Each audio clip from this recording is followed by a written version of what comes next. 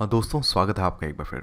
Friend, मेरा ये lecture number 6 यानी कि राष्ट्रीय आय की अवधारणा पे चल रहा है। आज भी जो है हम थोड़े से बेसिक्स को के फंडामेंटल्स को थोड़ा सा और ज़्यादा डेप्थ के अंदर देखेंगे, ताकि अगर यूपीएससी या फिर स्टेट पीसीएस के कोई भी एग्ज़ाम में अगर बेसिक क्वेश्चन से लेके घुमा के अगर क्वेश्चन पूछे जाएँ तो आप उनको जो है कर सकें। और लास्ट में हम एमसीक्यू भी करेंगे आने वाले कुछ मतलब वीडियोज़ के बाद, ताकि आपके और कंसेप्ट जो है बिल्कुल कोर कंसेप्ट जो है बिल्कुल क्लियर हो जाए।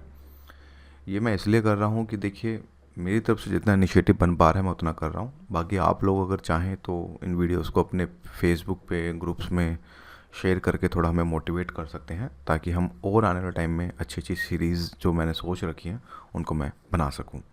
बाकी मेरा करंट अफेयर की सीरीज़ मेरी अब स्टार्ट होगी दिसंबर से, तो आप चाहें तो उनको भी देखने की कोशिश कीजिएगा। 2021 के लिए काफ़ी बेनिफिट रहेगा। और 2022 वाले अगर देखेंगे तो डेफिनेटली हम हर साल जो है करंट अफेयर की सीरीज़ जो है लेके आएंगे। तो चलिए फिर शुरू करते हैं। दोस्तों, एक आप जब किताब पढ़ेंगे तो आपको एक वर्ड निकल के आएगा, नेट इनकम फ्रॉम अब्रॉड। ये वर्ड आपको जो है बहुत ज़्यादा दिखेगा, जिसको हम शॉर्ट फॉर्म में NIFA कहते हैं, राइट। निफ़ा जो है, वैसे इसको निफ़ा कहा जाता है शॉर्ट फॉर्म में। तो ये नेट इनकम फ्रॉम अब्रॉड को क्या है कंसेप्ट, इसको समझते हैं। देखो, इसमें ये बोला गया है कि अर्थात बाहर से प्राप्त शुद्ध आय जो आप कमाते हैं किसी विदेश में उसके निवासियों द्वारा विदेशों से आई आय तथा उसके देश में रहने वाले विदेशियों द्वारा विदेशों से भेजी गई आय का अंतर कहलाता है। इसको फॉर्मूले के हिसाब से अगर देखें तो विदेशों से आया धन और देश से बाहर गया धन, इसको हम शॉर्टकट यानी कि अगर हम बात करें तो वैसे ये शॉर्टकट फॉर्मूला होता है। लेकिन अब इसको थोड़ा सा समझने की कोशिश करते हैं कि कंसेप्ट क्या कह रहा है। कंसेप्ट यहाँ पे ये है कि मान लीजिए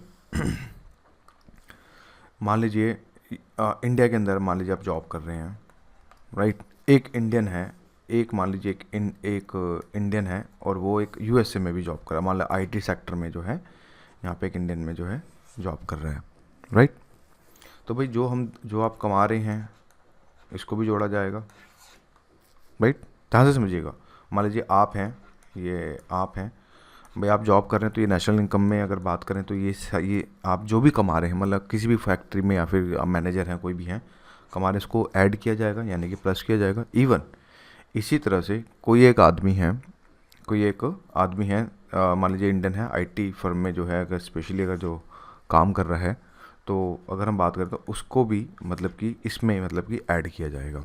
क्यों किया जाएगा? क्योंकि जब वो फाइनल एट द मंथ में जब वो रिमिटेंस भेजता है, जब सैलरी ट्रांसफ़र करता है अपने इंडियन अकाउंट में, तो इसके बिहार पे जो यहाँ पे जो इसको जो है जोड़ा जाएगा। समझ आ गया अभी तक? कोई डाउट? आई थिंक कोई डाउट नहीं होगा। दोबारा से समझिए।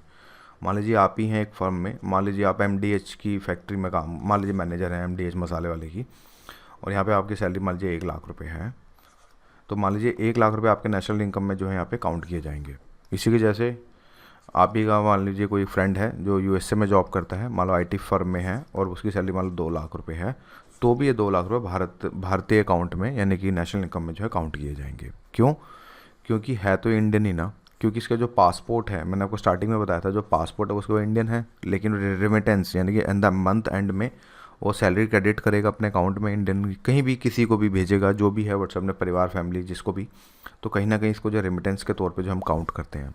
तो यानी कि एक बात तो समझ आ गई कि भाई ये आप इंडियन, आप इस यहाँ पे काम कर रहे हैं, या फिर आपका दोस्त कोई या फिर कोई भी मतलब कि एज ए इंडियन अगर यहाँ काम कर रहा है तो उसकी सैलरी यहाँ पे जो है क्रेडिट होगी, तो उसको हम जोड़ा जाएगा। इसी के जैसे अब समझिए, इसको थोड़ा मैं मिटाता हूँ। हाँ, अब मान लीजिए यहाँ पे एक कंसेप्ट एक और है। मान लीजिए कोई फॉरेनर है, मान लीजिए कोई यूएसए का बंदा है जो इंडिया में रह के काम कर रहा है, मान लो कोई बड़ी पोस्ट पे है, CEO है, राइट। भाई पैसा तो यहाँ कमा रहा है, लेकिन वो भेजेगा तो यूएसए को ही, राइट। तो उस केस में हम उसकी सैलरी को जो है डिडक्ट करेंगे, उसकी सैलरी को जो है यहाँ पे डिडक्ट करेंगे। क्यों? बंदा भले ही कमा रहा है नेशनल इनकम में, भले ही कमा रहा है, लेकिन नेशनल इनकम में हम क्या करेंगे, इसकी सैलरी को माइनस करेंगे। क्यों करेंगे? आगे भाई सैलरी ट्रांसफ़र तो वो यूएसए करेगा ना। भाई ठीक है, अपने थोड़े बहुत एक्सपेंसेस रखेगा जो भी है, लेकिन सैलरी को ट्रांसफ़र, अब देखो टेक्निकली मत पूछना सर कितना ऐड होगा कितना नहीं, जस्ट एक कंसेप्ट की बात हो रही है यहाँ पे। तो उस केस में जब ये यहाँ पे भेजेगा तो उसकी डेफिनेटली उसको माइनस किया जाएगा हमारे अकाउंट यानी कि इंडियन अकाउंट के पर्सपेक्टिव के हिसाब से, यहाँ पे माइनस किया जाएगा। और यूएसए के अकाउंट के हिसाब से उसमें जो है जोड़ा जाएगा। क्यों? आखिर वो बंदा है जो बाहर काम करे, जिससे पहले जो मैंने आपको एग्जाम्पल समझाया था। तो यानी कि आया गया, यानी कि आया और गया, आया तो इसको प्लस कर दो, गया तो इसको माइनस कर दो। शॉर्टकट ऐसे याद रखो, यानी कि जब धन आया तो उसको प्लस, गया इसको माइनस। समझ आया? बिल्कुल धीरे धीरे लेके चल रहा हूँ। इसी चीज़ को लेके यहाँ पे यही पूरी अगर बात करें तो यहाँ पे प्रवचन बताए गए हैं कि अर्थात भारत से प्राप्त जो शुद्ध आय किसी देश में उसके देशवासियों द्वारा विदेशों से आय तथा उसके देश में रहने वाले विदेशों द्वारा विदेशों से भेजी गई आय का अंतर जो होता है यहाँ पे यही कहलाता है, जो मैंने अभी आपको 5 मिनट पहले समझाया। यानी कि विदेशों से आया धन, इसको कर दे माइनस, देश से बाहर गया धन, यानी कि जो इस केस में मैंने आपको अभी यहाँ पे दिखाया था। तो इसी को हम अगर बात करें तो निफ़ा कहते हैं। इसको जो है हम निफ़ा यानी कि नेट इनकम फ्रॉम अब्रॉड के नाम से जो इसको जाना जाता है। समझ आ गया? चलिए आगे बढ़ते हैं। एक होता है नेट इनडायरेक्ट टैक्सेस।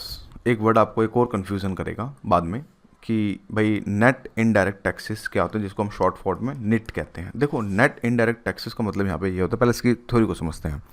अर्थात शुद्ध अप्रत्यक्ष कर वह कर होता है जो सरकार द्वारा प्रदत्त छूट को हटाने के बाद सरकार को प्राप्त होता है।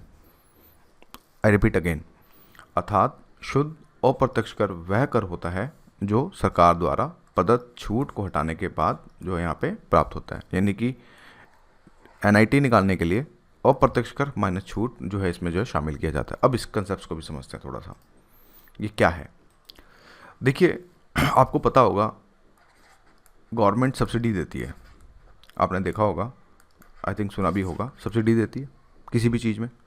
जैसे कि मैं आपको एग्जांपल दूं, जैसे कि मैं आपको एग्रीकल्चर का एग्जांपल देता हूं। मान लीजिए आप कोई तालाब करते हैं या फिर मुर्गी पालन करते हैं, राइट। मुर्गी पालन में जहाँ तक मुझे पता है, मैं I am not sure, may be factual wrong भी हो सकता है, बट जस्ट कंसेप्ट समझाने के लिए, वहाँ पे मुर्गी पालन में ये होता है कि जो अप्रॉक्सीमेटली 25% जो होता है गवर्नमेंट सब्सिडी देती है। यानी कि अगर मान लीजिए अगर आपको 10 लाख का लोन मिलता है, मान लीजिए मुर्गी पालन, आप मान लीजिए एक सेटअप बनाना चाहते हैं, मुर्गियाँ पालना चाहते हैं। भाई मुर्गियाँ पालने के लिए डेफिनेटली मुर्गियाँ चाहिए, फिर चारा चाहिए, फिर इंफ्रास्ट्रक्चर चाहिए, अब संरचना भी चाहिए, राइट। तो उस केस में मान लीजिए आपको 10 लाख लोन हुआ, तो क्या करेगा, 25% यानी कि 2.5 लाख रुपए सरकार अपनी जेब से पे करेगी। सरकार अपनी जेब से पे करेगी, क्यों? क्योंकि इस काम को प्रोत्साहन कर देने के लिए, ताकि प्राथमिक क्षेत्र है, मत्स्य पालन की तरफ है, तो उस केस में सरकार प्रोत्साहन करने के लिए जो है यहाँ पे सब्सिडी देती है। समझ आया? तो उस केस में यानी कि आपने 10 लाख का लोन हुआ, लेकिन आपने पे 7.5 लाख ही करना है, यानी कि 2.5 लाख आपको गवर्नमेंट की तरफ से यानी कि देखा जाए तो छूट मिल गई है, राइट। यहाँ पे जो है आपको छूट मिल गई है, राइट। समझ आया? तो उसी केस में जब हम अप्रत्यक्ष कर को हटा देते हैं और माइनस छूट कर देते हैं, जो भी सरकार के द्वारा जो छूट दी जाती है, तो उसको फिर हम एनआईटी के तौर पे जो है जाना जाता है। एक और एग्जांपल समझते हैं। आपने देखा होगा कि सरकार ग्रीन व्हीकल्स को बढ़ाने की कोशिश करती है, यानी कि इलेक्ट्रिक व्हीकल्स को, राइट। इलेक्ट्रिक व्हीकल्स पे भी जो है सरकार आज के समय जो सब्सिडी दे रही है। तो सब्सिडी देने का मतलब यही है कि किसी चीज़ को प्रोत्साहन देना। जब भी तो कोई गवर्नमेंट में डिस्काउंट क्यों दिया जाता है भाई, ताकि डिस्काउंट के नाम से बंदे आके खरीदें।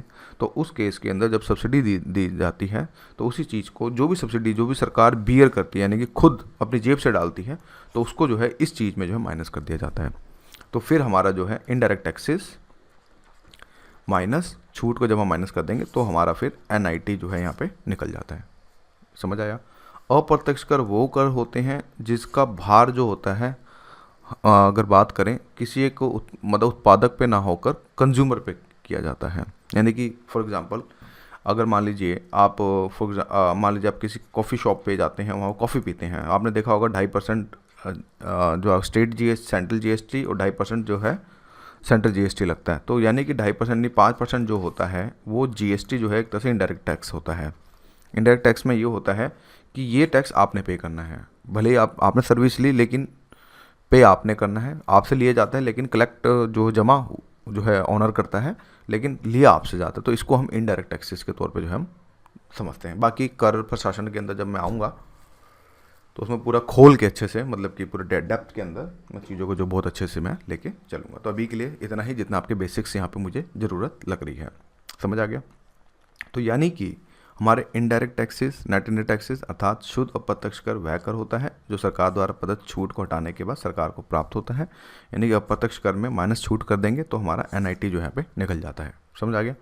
यदि इसी जीडीपी में अगर हम नीफा को जोड़ दें तो हमें जीएनपी एट एमपी, यानी कि ग्रॉस, जीएनपी को क्या बोलते हैं, gross national product at market price, eight market price जो है यहाँ पे लिया जाता है, मतलब सकल राष्ट्रीय उत्पाद बाजार मूल्य को पर प्राप्त होता है। यानी कि इसका फॉर्मूला यहाँ पे ये हुआ, जीएनपी अगर हम ग्रॉस नेशनल प्रोडक्ट निकालते हैं, ग्रॉस नेशनल प्रोडक्ट निकालते हैं तो हम जीडीपी में प्लस नीफा को जोड़ दें, यानी कि जीएनपी एट एमपी निकालने के लिए जीडीपी प्लस नीफा, राइट, ये फॉर्मूला हो गया। उसके बाद अगर हम बात करें तो हमारा एक फॉर्मूला यहाँ पे ये बनेगा कि अगर हम इसमें से डेप्रिसिएशन, यानी कि जो हमारा जीएनपी एट मार्केट प्राइस जो हमने पहले वाली स्लाइड में देखा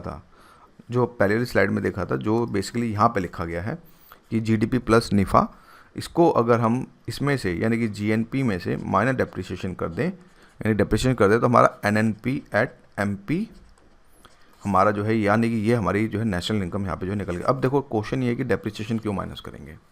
भाई देखो किसी भी चीज़ की टूट फूट तो होती है पूरी अर्थव्यवस्था में, चाहे आप अगर रोड इंफ्रास्ट्रक्चर भी बना रहे हैं तो उसका भी काम रिपेयर का होता है।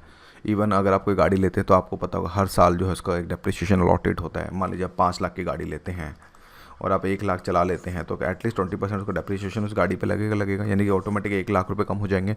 तो उसी की चीज़ में अर्थव्यवस्था में भी जो है डेप्रिसिएशन को जो है माइनस यहाँ पे जो है किया जाएगा। तो उसके बाद हमारा NNP at the market price यहाँ पे निकल जाएगा और इसी को जो है हम बात करें तो यही हमारी जो है नेशनल इनकम, आज की करंट स्टेटस हमारा यही देखने को मिलता है। यानी कि हम जो नेशनल इनकम निकालते हैं वो हम एनएनपी एट एमपी पे जो है हम निकालते हैं। पहले हम एनएनपी एट फैक्टर कॉस्ट पे निकालते थे, लेकिन अब जो है हम एनएनपी एट फैक्टर कॉस्ट मतलब कि एमपी पे जो है हम यहाँ पे मार्केट प्राइस पे जो है निकालते हैं। समझ आ गया। इसको नहीं समझ आएगा तो इसको दोबारा से एक बार देखने की कोशिश कीजिएगा। तो यानी कि इस वजह से मैंने आपको ये पूरा कहानी जीएनपी को लाने के समझाने के लिए मैंने आपको यहाँ पे जो है किया था, राइट। अब आगे बढ़ते हैं थोड़ा सा। देखिए इसी प्रकार अब कुछ करंट अफेयर्स को थोड़ा सा इसमें ऐड करते हैं ताकि करंट अफेयर से रिलेटेड चीज़ें भी थोड़ी सी बन सकें। तो इसी प्रकार से हम किसी भी देश की राष्ट्रीय की गणना करते हैं, जैसे कि मैंने आपको दिखाया। और भारत में केंद्रीय सांख्यिकी जो कार्यालय होता है इसके लिए उत्तरदायित्व होता है, यानी CSO। और विभिन्न सूचियों के आधार पर इसकी जो है यहाँ पे गणना करी जाती है। जो विभिन्न सूचियाँ होती हैं उसके आधार पे जो है अगर बात करें तो केंद्रीय जो CSO होता है हमारा वो स्पेशली जो है इनकी जो है अगर बात करें तो गणना करता है। फिर RBI गवर्नर शशिकांत दास ने 22 मई 2020 को शुक्रवार को मीडिया को ब्रीफिंग के दौरान ये बताया कि 2020 और 21 में हमारी GDP की ग्रोथ जो है नेगेटिव भी जा सकती है। भाई क्यों जा सकती है? ड्यू टू लॉकडाउन है, कोरोना वायरस है, ये सारी चीज़ें हैं। अभी देख रहे हैं मार्केट में लोग दुकानें तो भले ही खोल रहे हैं लेकिन सामान मतलब कस्टमर नए जाने से कतरा रहे हैं क्योंकि फंड्स नहीं है। फिर कोरोना का भी डर है कि अगर टचिंग हो गया तो कोरोना हो गया तो और दिक्कत हो जाएगी। तो उस केस के अंदर ये सारी समस्याएं जो हमें यहाँ पे जो है अगर बात करें तो हमें देखने को मिल रही हैं। फिर इसके बाद 2020 और 21 में GDP नेगेटिव रहने का भी अनुमान हमें जो है देखने को मिल रहा है। 2017 के अनुमान अनुसार भारतीय अर्थव्यवस्था जो मानक जो अगर बात करें तो 3.2 यहाँ पे ट्रिलियन डॉलर की हमारी अर्थव्यवस्था थी। और 2022 तक जो मोदी जी ने बोल रखा है कि हम 5 ट्रिलियन इकनॉमी कर देंगे, राइट। और वहीं चाइना की इकनॉमी देखें तो 19 ट्रिलियंस की तरफ बढ़ी हुई है। तो देख रहे हैं कितना फ़र्क हमें जो देखने को मिल रहा है। यानी कि हमारी 2022 तक जो है 5 ट्रिलियन इकनॉमी की तरफ हम बढ़ रहे हैं, वहीं चाइना जो है 2022 तक मे बी 23-24 ट्रिलियन इकनॉमी की तरफ बढ़ जाएगा। तो देख रहे हैं कितना डिफरेंस जो एक इकनॉमी एक अर्थव्यवस्था में जो हमें अगर बात करें तो हमें जो है देखने को मिल रहा है। उसके बाद फिर लॉकडाउन से पहले ही भारत की विकास दर अगर देखें तो 6 सालों में सबसे निचले स्तर पर थी। और SBI जो इकोरैप की एक रिपोर्ट के अनुसार देश की अर्थव्यवस्था को लगभग 1.4 लाख करोड़ रुपए का जो यहाँ पे नुकसान हो सकता है, जबकि सरकार ने पहले ही 12 लाख करोड़ का यहाँ पे कर्ज भी ले रखा है। ये सारी समस्याएं जो हैं अगर हम बात करें तो हमें जो बेसिकली देखें तो नेशनल इनकम में जो हमें कुछ समस्याएं जो हमें जो है देखने को मिल रही हैं। इन सब का एक बड़ा असर आने वाले समय में भारतीय अर्थव्यवस्था के पे अवश्य जो है देखने को मिल सकता है, क्योंकि आपने देखा होगा मार्केट में डिमांड ही नहीं है। डिमांड नहीं है तो सरकार को कहीं ना कहीं थोड़े बहुत जो है प्रयास करने पड़ेंगे, जब जाके अगर बात करें तो कुछ बेहतर ढंग से मतलब कि हम जो है काम कर पाएंगे। क्योंकि देखिए अगर अर्थव्यवस्था नहीं उठेगी तो हम जो है मंदी की तरफ आगे बढ़ जाएंगे। तो सरकार भी अब क्या कर रही है, जिस वजह से आत्मनिर्भर भारत लेके आई है, आत्मनिर्भर भारत भी लेके आई ताकि भाई हम छोटे छोटे लघु उद्योगों को प्रोत्साहन दे सकें, एक निर्भर भारत कर सकें, ताकि हमें किसी और इकोनॉमी के ऊपर जो है ज़्यादा डिपेंड ना होना पड़े। तो ये सारी चीज़ें करने के बाद जो सरकार भले ही प्रयास करे, लेकिन हालांकि इसमें काफ़ी सारी अभी भी चुनौतियां जो हमें देखने को मिल रही हैं। जिस तरह से पैंडमिक जो चल रहा है अभी, उस केस के अंदर ये है कि हमारी जो मांग है हमारी भी, वो ज़्यादा हमारी जो है बढ़ के नहीं आई है। तो अभी तक के जो लेक्चर्स में मैंने सिर्फ आपको बेसिक्स को समझाया अच्छे से। मैंने जो भी 6 लेक्चर्स दिए आपको, ये सब बेसिक्स लेक्चर्स थे। ये उन बच्चों के लिए थे जिनको नेशनल इनकम में सच में बहुत ज़्यादा प्रॉब्लम आती है, और जो सच में मतलब बोल सकते हैं कि काफ़ी प्रॉब्लम के साथ घिरे रहते हैं और उनको नहीं समझ आता है, बुक्स के थ्रू नहीं समझ आता। अभी तक ये 6 लेक्चर्स उन्हीं को डिवोटेड थे कि अगर एक बच्चा जीरो से भी स्टार्ट कर रहा है तो उसको बहुत अच्छे से जो है मतलब कंसेप्ट को जो है समझ आ सके।